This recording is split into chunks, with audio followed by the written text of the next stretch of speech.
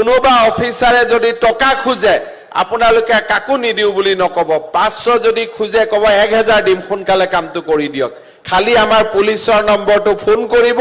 যাতে 1000 লওঁতে আমি হাতে লুটে তেওঁলোকক ৰাজ অতিথিশালালৈকে আমি লৈ আহিব পাৰো যে আমাৰ লগতে ভাল কৰি থাকক হাতে লুটে টকা লওঁতে প্ৰায় 50 জন চৰকাৰী কৰ্মচাৰীক আমি এৰেষ্ট কৰিছো আমি তেওঁলোকৰ বিৰুদ্ধে ব্যৱস্থা লৈছো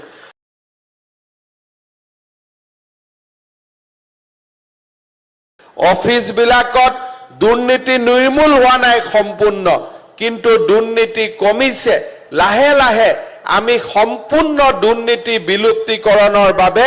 আমি চেষ্টা চলাই আছো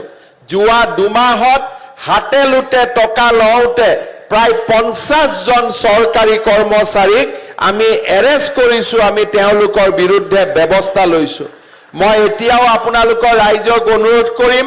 যে কোনোবা যদি আপোনালোকে সৰকাৰি কাৰ্যালয় যায়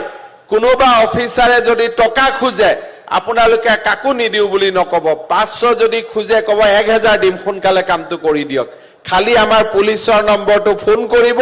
যাতে 1000 লওঁতে আমি হাতে লুটে তেওঁলোকক ৰাজ অতিথিশালালৈকে আমি লৈ আহিব পাৰো যে আমাৰ লগতে ভাল কৰি থাকক কাকো না নকব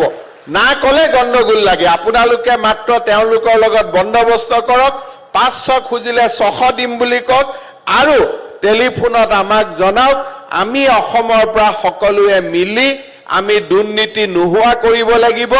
দুখীয়া মানুহৰ ওপৰত অত্যাচাৰ আমি নোহোৱা কৰিব লাগিব